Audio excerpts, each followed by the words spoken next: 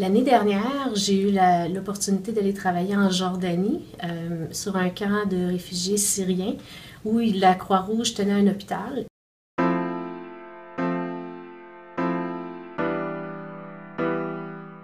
La semaine dernière, tout à fait par hasard, je suis de retour à la maison, je suis présentement en congé, je reçois un appel pour l'opération des réfugiés syriens et on me demande si je suis disponible demain matin.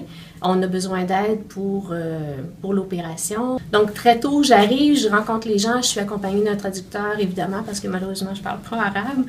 Et un peu vers la fin de l'entrevue, le traducteur me dit le monsieur me dit que tu as travaillé en Jordanie. Et là, très surprise, je dis, oui.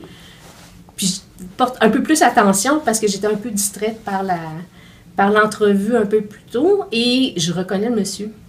Le hasard est tellement étrange que ce soit mon premier quart de travail en tant que bénévole ici sur cette opération-là et que c'est la première personne que je rencontre. C'est une personne que j'ai côtoyée en Jordanie.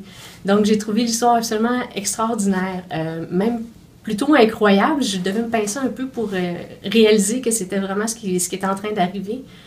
Pour finalement, quelques heures plus tard, dans le même avant-midi, rencontrer une deuxième personne que j'ai côtoyée en Jordanie de la même façon. Donc, évidemment, les deux personnes se connaissent. Ce que j'ai trouvé extraordinaire ici, c'est qu'il y a quelqu'un qui me dit... Quand j'ai revu les personnes ici, ils m'ont dit enfin un visage qu'on connaît dans un nouveau pays qu'on ne connaît pas encore. Donc, pour moi, c'était évidemment, j'étais extrêmement heureuse de les voir et de pouvoir les accueillir dans mon pays. Mais ça m'a fait réaliser à quel point c'est pas évident pour eux d'arriver ici, de connaître personne puis de commencer leur vie, une nouvelle vie finalement. Donc, j'étais contente d'être le visage qu'ils connaissaient.